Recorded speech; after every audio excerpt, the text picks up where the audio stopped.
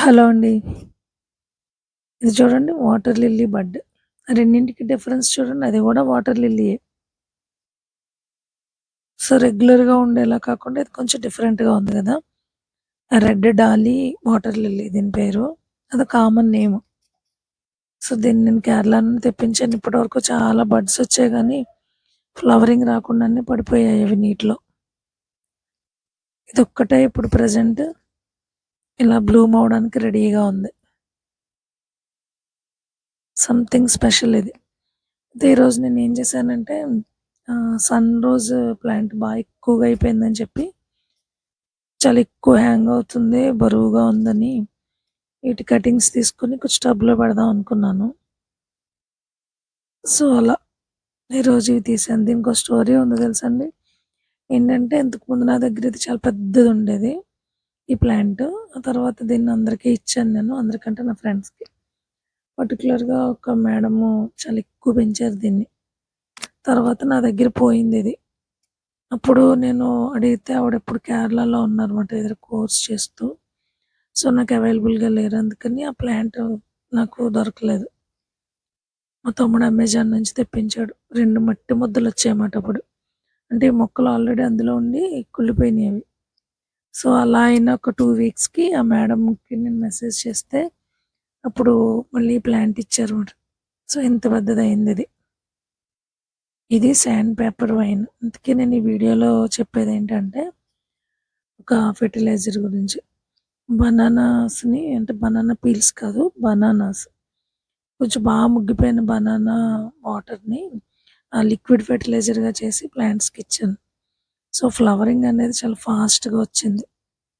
అంతేకాదు 45 days above అనుకుంటా. Sand paper wine పెట్టిన తర్వాత దానికి చిగుర్లు రాలేదు. ఈ వాటర్ ఇచ్చిన 4, 5 డేస్‌కి చిన్న చిన్న షూట్స్ వచ్చాయి. అలానే గులాబీలు, ఈ పత్తి మందారం ఇవి గూడా అంతే. ఆ వాటర్ ఇచ్చిన ఒక వీక్‌లో రిజల్ట్ చూసాను నేను.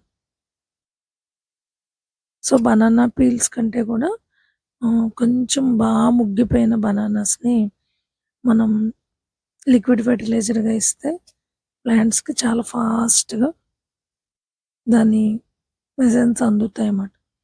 అంది ఫాస్ట్‌గా మనకి రిజల్ట్ ఉంటది. సో, నేనైతే 4 లేదంటే 5 డేస్ అంతే. అంతకంటే ఎక్కువగా ఉంచను. ఈ స్మెల్ నేను భరించలేను. ఒక పుల్లని స్మెల్ వస్తదది.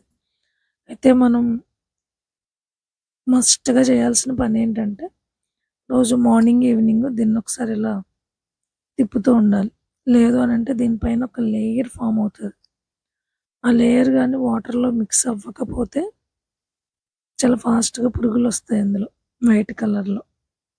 సో, అది నా ఎక్స్‌పీరియన్స్.